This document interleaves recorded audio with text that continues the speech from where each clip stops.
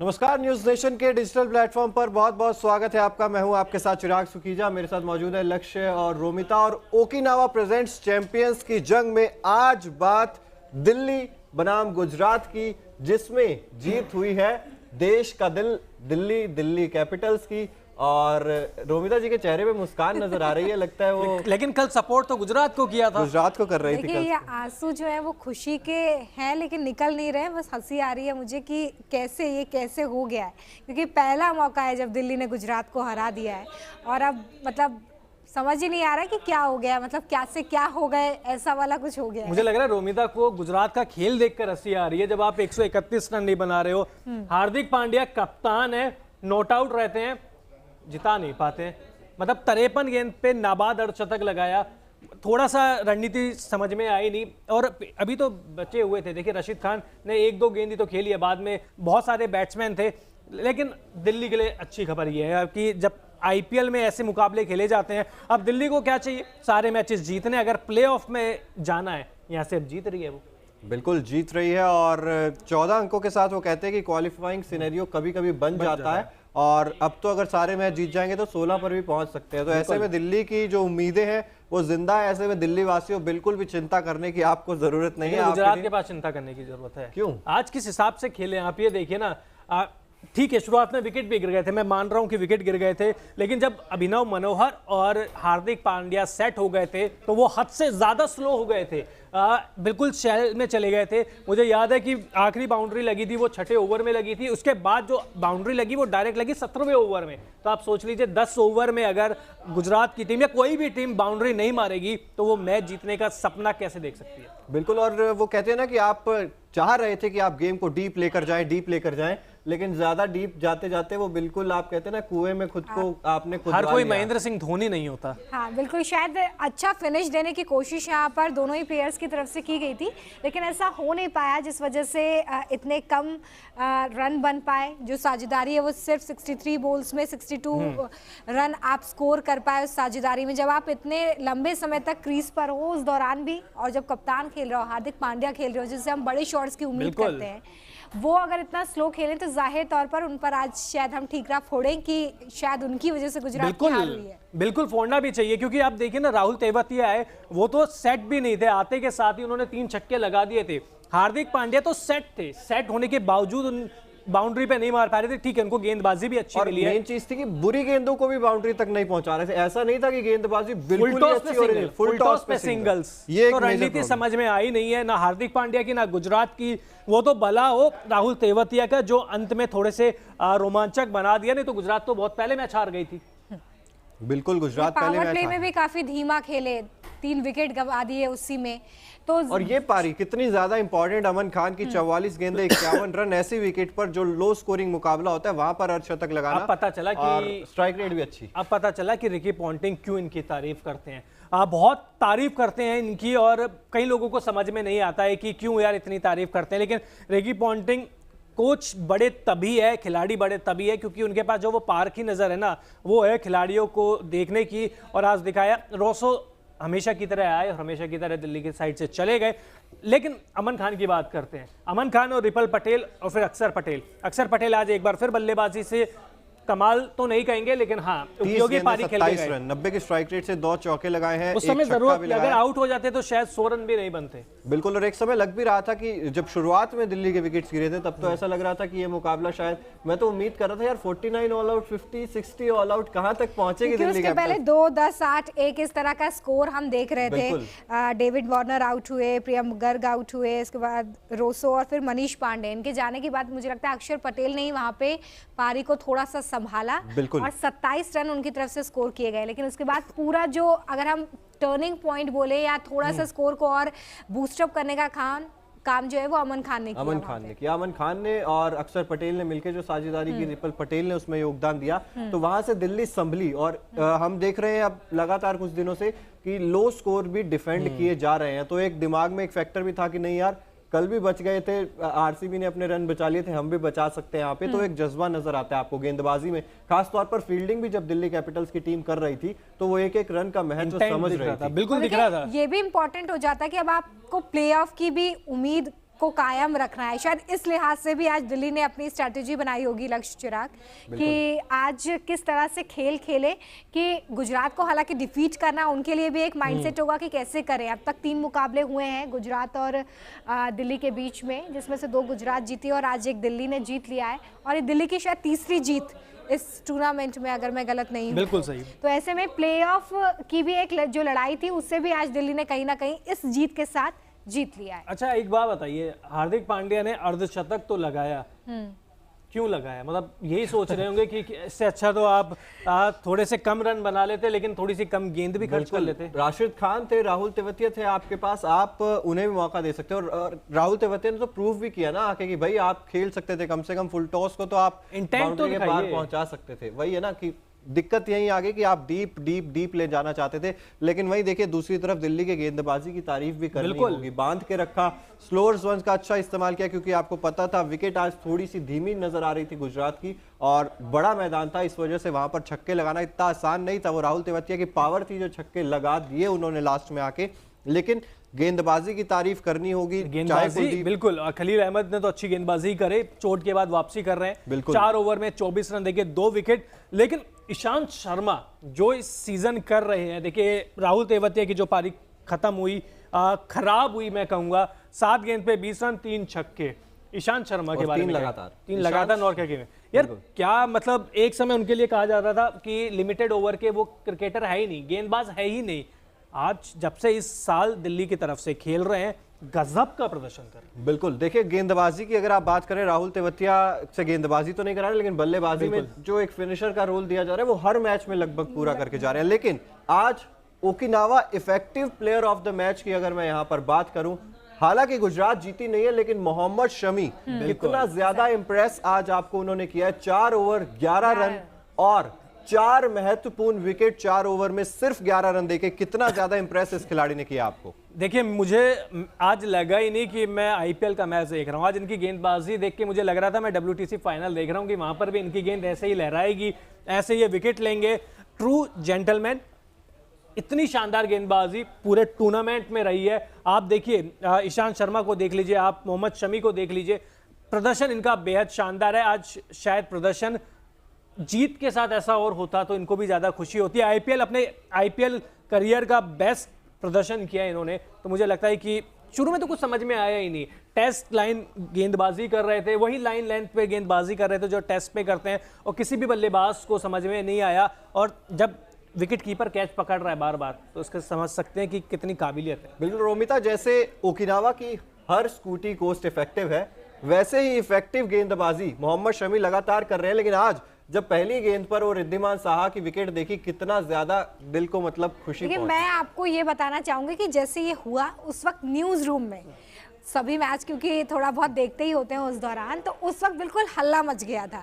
उसी वक्त मुझे पता भी चला कि ऐसा कुछ हुआ है। लेकिन अगर हम यहाँ पर 4 लोगों में ये समझ पा रहे हैं कि भाई इतना उत्साह है, ये हो गया है मैच में, तो आप समझ सकते हैं कि आज फैंस को देखकर कितनी खुशी हुई होगी इस मूवमेंट को। लेकिन जाहिर तौर पे देखना होगा कि आज जिस तरीके से मोहम्मद शमी ने परफॉर्म करके बताया, मुझे लगता है कि अगर गुजरात जीत जाती तो मैं ज़रूर ये बोलती कि मैचेस सिर्फ बैट से नहीं जीते जाते हैं, बॉल से भी जीते जाते हैं। कुछ दिनों से तो बॉल से ही जीते जा रहे हैं। बॉल से जीते जा रहे हैं। और आप ये देखिए कि आउट किस किस को किया है। फिल सॉल्ट को किया है, डेविड वार्नर को किया है, रोसो को किया है, जो तीनों की तीनों तेज गेंदबाजी खेलने के एक्सपर्ट माने जाते हैं। साउथ अफ्रीका, इंग्लैंड, ऑस्ट्रेलिया, तीनों वहां की ऐसी कंडीशन यहाँ पे तेज गेंदबाजी की मददगार होती है। और बचपन से तेज गेंदबाजी खेलते आए और उनको बीट करके, मतलब कुछ लगता है कि बैट लेके आए नहीं थे। और पहली गेंद से वो धार नजर आ रही थी। मोहम्मद शमी की गेंदबाजी जब आप देख रहे थे तो आपको पता था कि यहाँ पर अगर अच्छी लाइन और लेंथ पर गेंदबाजी की, और 4 ओवर बड़ी जल्दी इनसे खत्म करवा दिए थे कप्तान ने कि आप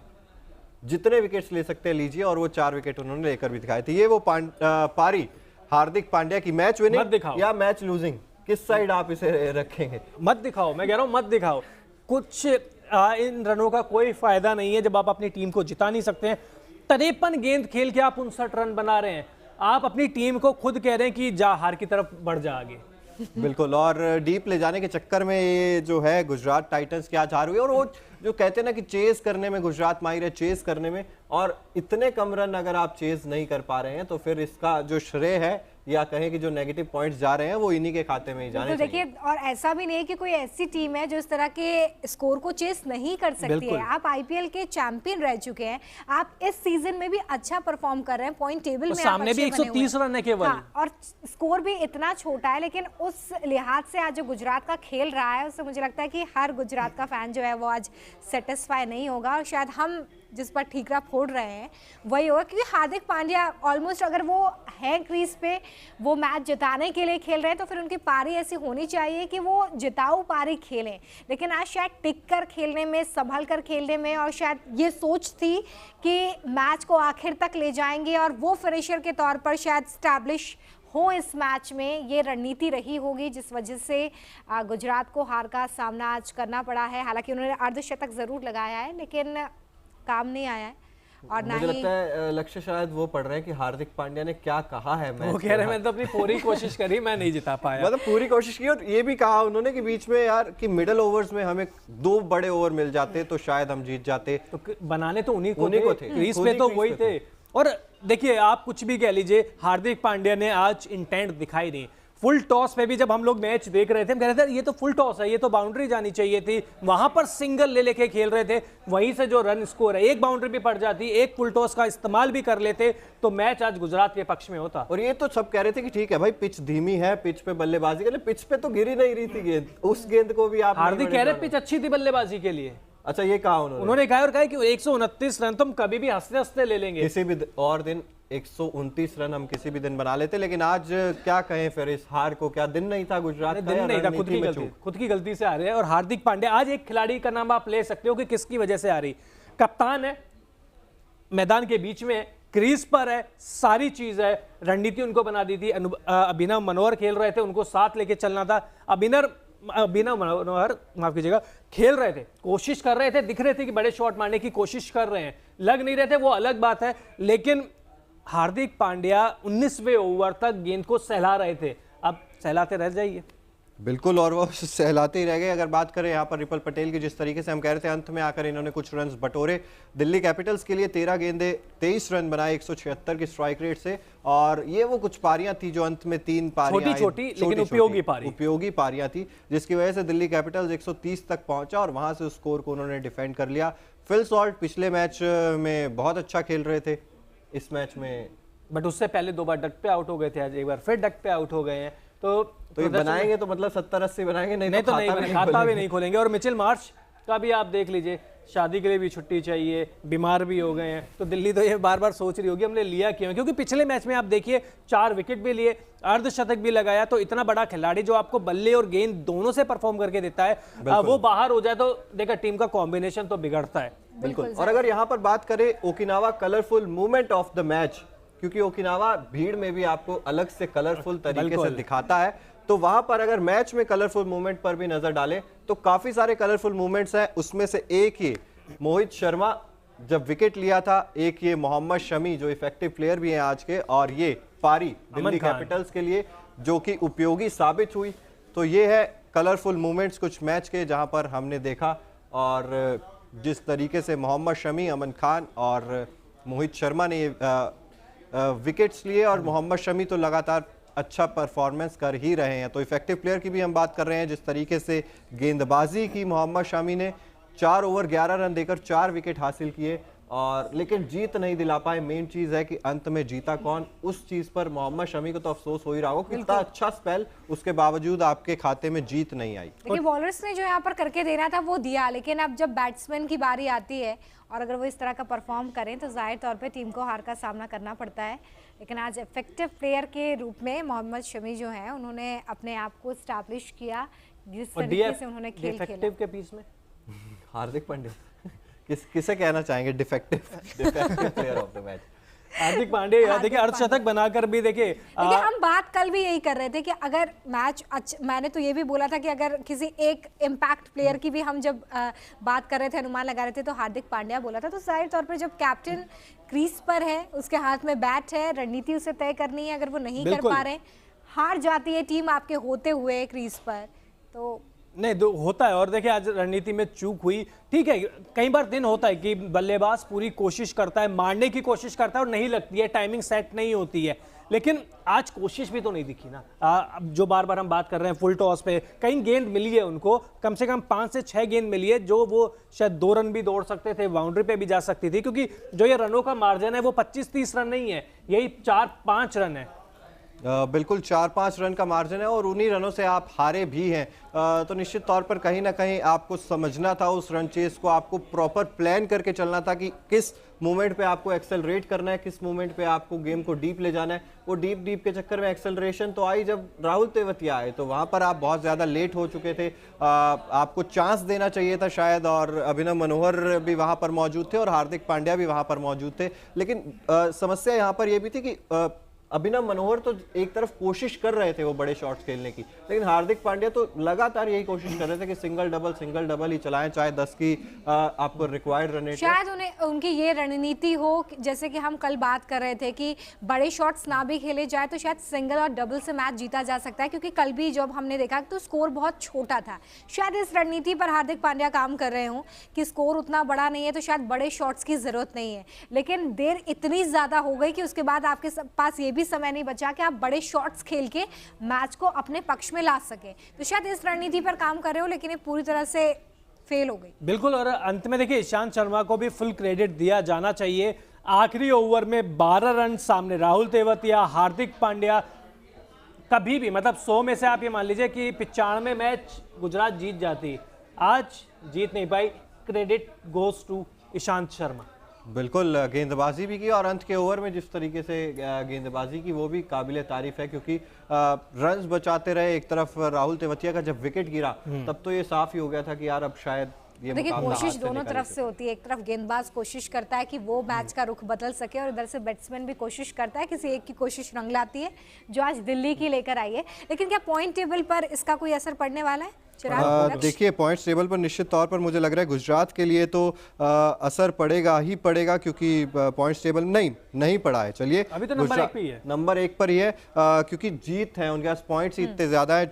9 में से 6 जीत के साथ गुजरात पहले नंबर पर ही है, राजस्थान रॉयल्स दूसरे नंबर पर है, आपकी फेवरेट टीम है। और लखनऊ सुपर जायंट्स की बात करें तीसरे नंबर पर है, चेन्नई सुपर किंग्स चौथे नंबर पर है, 5वें पर आरसीबी, उसके बाद Punjab Kings, Mumbai Indians, KKR, Sunrisers Hyderabad और दिल्ली कैपिटल्स के खेमे में अब वो 6 अंक जुड़ चुके हैं।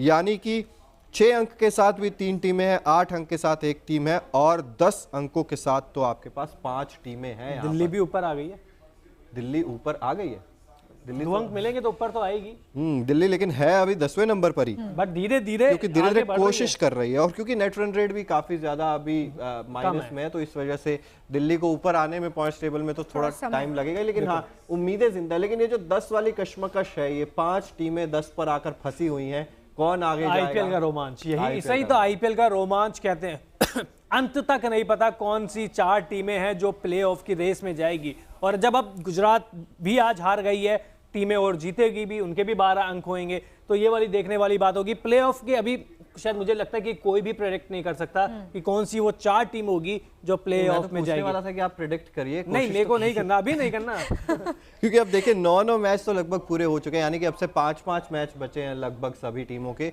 तो 5 मैचेस में क्या लगता है कुछ फेरबदल ऊपर नीचे?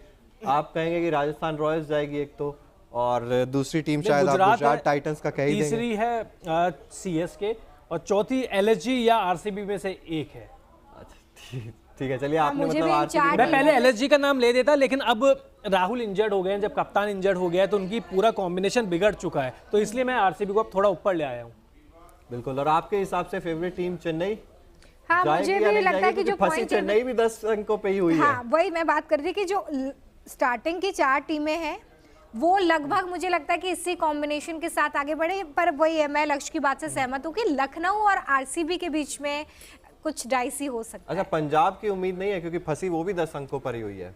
नहीं, प्रदर्शन में देखिए निरंतरता नहीं है और कल मैच भी है, कुछ खिलाड़ियों के ऊपर डिपेंड है। देखिए सबसे बात ये है, शिखर धवन जब से चोट के बाद वापसी कर रहे हैं, बल्ला चल नहीं रहा है। स्टार्ट में प्रभ सिमरन और अर्थव ने अगर अच्छी साझेदारी कर दी तो ठीक है, उसके बाद तो बाकी बल्लेबाज भी मार लेंगे। अगर उनकी साझेदारी अच्छी नहीं हुई, वहां से दबाव में आ जाता है। नहीं, अब तो आप देखेंगे ना, सैम करन भी फॉर्म में आ चुके हैं, लियम लिविंगस्टन भी अब थोड़े बहुत हाथ चलाने लग गए हैं, लेकिन बल्लेबाजी में डेप्थ तो है लेकिन पंजाब की। गेंदबाजी उतनी ही वीक होती जा रही है। अर्शदीप सिंह का फॉर्म दूर होता जा रहा है, सैम करन का फॉर्म दूर होता जा रहा है, एक राहुल चाहर है वो अकेले पड़ गए स्पिनर के रूप में। तो आप गेंदबाजी भी तो देखेंगे ना, क्योंकि एक बल्लेबाजी से आप मैच नहीं जीत सकते। बिल्कुल। और जाते जाते हम आपको बता दें कि कल बुधवार है, लेकिन ये चीज